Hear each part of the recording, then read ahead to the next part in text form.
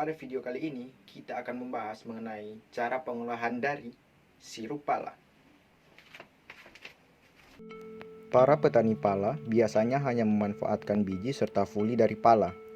Untuk buahnya sendiri, para petani hanya akan membiarkannya di bawah pohon, karena kebiasaan petani yaitu langsung membelah buah pala tepat di bawah pohon saat melakukan pemanenan.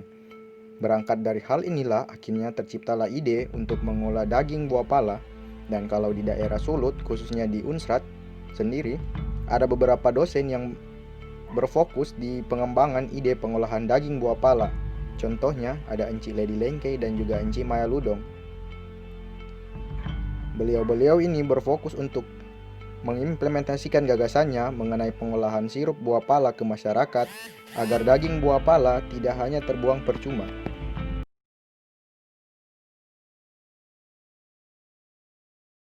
Di tingkat petani, ada masalah-masalah yang seringkali terjadi. Masalah yang pertama, pengeringan masih dilakukan secara konvensional, sehingga bergantung pada cuaca serta waktu yang lama dan tenaga juga yang sangat banyak. Masalah ini bisa kita selesaikan dengan kita melakukan pengeringan dengan menggunakan mesin biji pala, sehingga fuli sangat efektif dan efisien. Masalah yang kedua, pengupasan biji pala dari kulit masih menggunakan palu atau dengan cara dibanting. Solusinya, kita bisa menggunakan alat pemecah kulit, karena alat ini menghemat tenaga, produksi besar, serta cepat terpisah antara biji dan kulit. Dan yang masalah yang terakhir, buah pala dikupas dan seringkali hanya dibiarkan di bawah pohon, sehingga menyebabkan tanah menjadi asam. Solusinya, buah pala bisa kita jadikan sebagai olahan produk pala manisan untuk pala muda dan wine atau sirup untuk pala tua. Saat ini kita masuk pada permasalahan yang terdapat pada pengumpul. Yang pertama, pada penyortiran. Masalah yang sering terjadi dalam sortasi biji pala yaitu lambat pada proses sortasi dikarenakan masih menggunakan tenaga manusia, sehingga memakan waktu yang lebih lama. Permasalahan yang kedua terdapat pada alat. Alat pemecah biji pala dari tempurung masih kurang efisien karena hasil atau output dari alat masih tercampur antara biji dengan tempurungnya, sehingga hasilnya itu harus disortasi untuk memisahkan antara biji pala dan tempurungnya. Permasalahan yang terakhir terdapat pada pengemasan. Biji pala yang sudah dikemas di dalam karung goni biasanya dipindahkan menggunakan alat pengait kecil.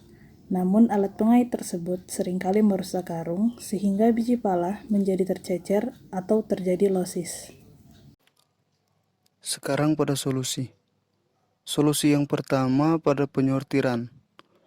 Sebaiknya biji pala yang sudah disortir lebih baik disortir kembali agar mendapatkan hasil yang lebih baik dan lebih efisien. Yang kedua pada alat. Membuat alat pemecah biji pala yang hasil atau outputnya sudah terpisah, sehingga tempurung dan biji pala sudah terpisah dengan jalur yang berbeda. Dan yang terakhir, pada pengemasan, sebaiknya menggunakan forklift untuk meminimalisir terjadinya kerusakan pada karung yang digunakan untuk menampung biji pala sehingga kurang terjadinya losis. Untuk bagian pemasarannya, dimulai dari petani yang memanen biji pala yang kemudian dijual kepada pedagang pengumpul yang berada di desa-desa. Kemudian dari pedagang pengumpul desa dijual ke pedagang pengumpul besar atau pedagang pengumpul yang berada di kecamatan maupun kota. Dari situ, barulah biji pala tersebut dijual kepada para eksportir. Kita masuk dalam permasalahan. Pala Indonesia terkontaminasi aflatoksin. Apa itu aflatoksin? Aflatoksin merupakan senyawa racun yang dihasilkan oleh cendawan atau mikotoksin golongan Aspergillus. Dua jenis cendawan yang dikenal menghasilkan aflatoksin yaitu Aspergillus flavus dan Aspergillus parasiticus. Aflatoksin cukup berbahaya dan berpotensi mengancam kehidupan manusia serta hewan karena bersifat karsinogenetik atau dapat menimbulkan kanker. Untuk penanganan aflatoksin ada 4, yakni proses pengeringan dengan matahari, yang kedua proses pengasapan, yang ketiga pengemasan dengan karung yang dilapisi plastik, keempat pengendalian suhu ruangan. Kita masuk pada permasalahan yang kedua, yakni memperbaiki kualitas. Kebiasaan para petani menyerahkan tanaman pala yang dimilikinya pada alam. Kalaupun ada perawatan-perawatan, paling hanya membersihkan area sekitar tanaman dari gulma dan melakukan regenerasi atau mengganti pohon yang tua yang sudah tidak produktif. Untuk solusi dari masalah tersebut adalah Uni Eropa telah menetapkan regulasi Uni Eropa atau UE nomor 2016/24 yang diberlakukan sejak 2 Februari 2016. Regulasi tersebut mewajibkan ekspor pala dari Indonesia dilengkapi dengan sertifikat kesehatan atau health certificate yang dikeluarkan oleh otoritas komponen di Indonesia dengan melampirkan Certificate of Analysis atau COA. Yang kedua, melakukan sistem budidaya yang tepat dan benar. Selanjutnya, lebih dilakukan lagi pengontrolan terhadap pala, mulai dari panen, distribusi, sampai tiba saat melakukan ekspor. Dan yang terakhir, menerapkan penanganan pasca panen yang baik dan benar atau Good Handling Practice atau GHP.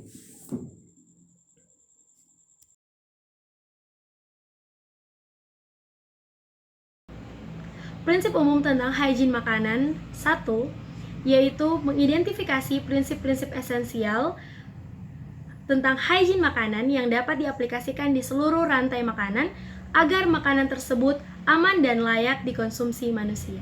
Sebelum kita memproduksi sirup pala, alangkah baiknya kita mengetahui cara produksi yang baik dan cara produksi yang higienis.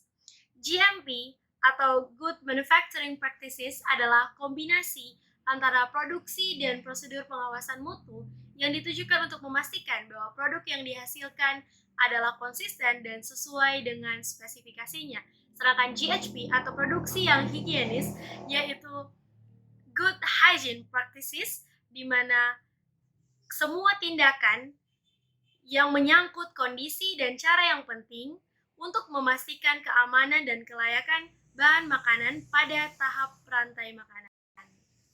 Dan selanjutnya, yaitu keamanan merupakan jaminan bahwa makanan tidak akan mengakibatkan bahaya ketika makanan itu dipersiapkan dan atau dikonsumsi oleh manusia sesuai dengan pemakaian yang benar. Sedangkan kelayakan pangan yaitu jaminan bahwa makanan tersebut diterima untuk dikonsumsi manusia. Pencemar adalah suatu zat perantara, biologis atau kimia, benda asing, atau sesuatu yang secara tidak sengaja ditambahkan ke dalam makanan yang dapat mengganggu keamanan pangan dan kelayakannya. Sedangkan kontaminasi yaitu adanya atau masuknya suatu bahan pencemar ke dalam atau di lingkungan makanan. Pembersihan yaitu penghilangan kotoran, sisa makanan, bahan kotoran lainnya, tanah, dan pasir.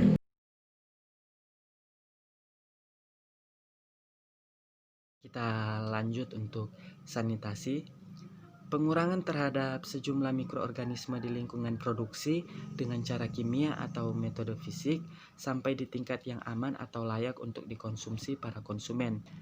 Nah, ada beberapa hal yang harus kita perhatikan dalam GHP, yaitu yang pertama produksi utama, kedua pengawasan dan fasilitas, ketiga pengawasan operasi, keempat peralatan dan sanitasi, kelima hygiene perorangan, keenam transportasi, ketujuh informasi produk dan perlindungan konsumen, dan yang kedelapan yaitu pelatihan.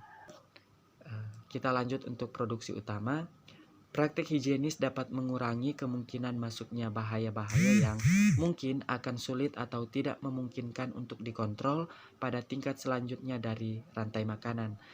Contoh yang kita dapati sehari-hari yaitu pestisida, antibiotik, mikotoksin, mikroorganisme, dan makanan yang dimakan secara mentah atau secara segar. Untuk desain pabrik yang pertama yaitu dapur, peralatan, permukaan kerja, dan fasilitas harus diletakkan, didesain, dan dibangun untuk menjamin, yaitu yang pertama, kontaminasi seminim mungkin, perawatan pembersihan sanitasi yang baik, dan yang terakhir, perlindungan terhadap hama. Untuk desain pabrik yang kedua, yaitu mengevaluasi terhadap dapur harus memperhitungkan lokasi, peralatan, fasilitas yang terdiri dari air, udara, pencahayaan, dan penyimpanan. Untuk praktek dari pabrik tersebut, seperti yang kita lihat dan seperti yang saya sudah katakan tadi, yaitu memperhatikan dan menjamin kontaminasi seminim mungkin, perawatan pembersihan sanitasi yang baik, dan perlindungan terhadap hama. Untuk pengawasan terhadap operasi, yaitu pengawasan terhadap bahaya makanan melalui HACCP, pengawasan hygiene yaitu waktu, kelembapan, kontaminasi, dan spesifikasi mikrobiologi, dan ketiga yaitu masuknya bahan-bahan termasuk bahan pengepak, kelima yaitu air, uap, dan udara, dan yang terakhir manajemen, dokumentasi, prosedur, dan lain-lain. Untuk pabrik peralatan dan sanitasi ini bertujuan untuk mengawasi sumber-sumber yang potensial menyebabkan kontaminasi makanan melalui yang pertama, pemeliharaan dan pembersihan, kedua, sistem pengendalian hama, ketiga, manajemen pembuangan sampah, dan yang terakhir yaitu monitoring. Nah, untuk pengendalian hama itu cara produksi yang higienis meliputi 1. Mencegah hama-hama masuk, kedua, melindungi makanan dari serangan hama, ketiga, pemberantasan secara tepat, keempat, termasuk pengawetan secara reguler. Untuk hygiene perorangan ini untuk mencegah makanan terkontaminasi dari pekerja yang berhubungan dengan makanan. Ini harus menerima instruksi yang jelas tentang hal-hal seperti berikut, yaitu 1. Status kesehatan, 2. Penyakit dan luka, 3. Kebersihan perorangan, dan keempat, perilaku perorangan. Untuk transportasi, tindakan-tindakan yang harus dilakukan terhadap perlindungan makanan dari 1. Sumber kontaminasi, 2. Kerusakan yang mengakibatkan makanan tidak layak untuk dikonsumsi lagi, dan yang kedua, menyediakan suatu lingkungan yang dapat mengendalikan pertumbuhan patogen atau mikroorganisme perusak dan produksi racun dalam makanan. Untuk informasi produk dan perlindungan terhadap konsumen meliputi 1. Identifikasi lot, kedua, informasi produk, ketiga, pelabelan, keempat, pendidikan terhadap konsumen. Informasi konsumen ini harus mencakup dan mengetahui tentang hygiene makanan agar dapat memahami pentingnya informasi produk, memberikan pilihan informasi yang sesuai untuk individu, dan mencegah kontaminasi dan pertumbuhan atau bertahannya patogen dengan menyimpan, mempersiapkan, dan menggunakan makanan secara benar.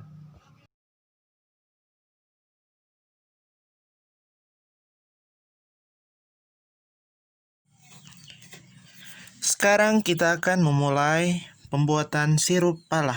Sebelum itu, alat dan bahan yang diperlukan dalam pembuatan sirup pala yaitu pisau, wadah, talenan, timbangan, sarung tangan, kain saring yang sudah disterilkan, blender, kompor, wajan, dan botol plastik.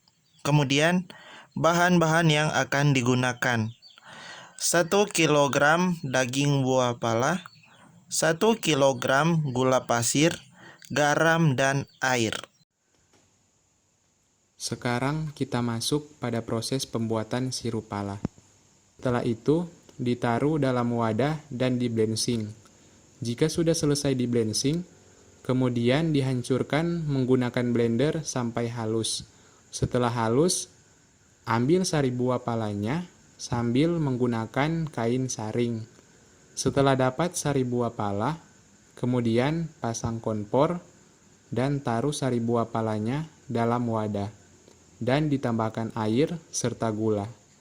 Aduk terus sampai mendidih, kemudian didinginkan dan taruh di dalam botol plastik sebagai kemasan. Jadilah sirup pala.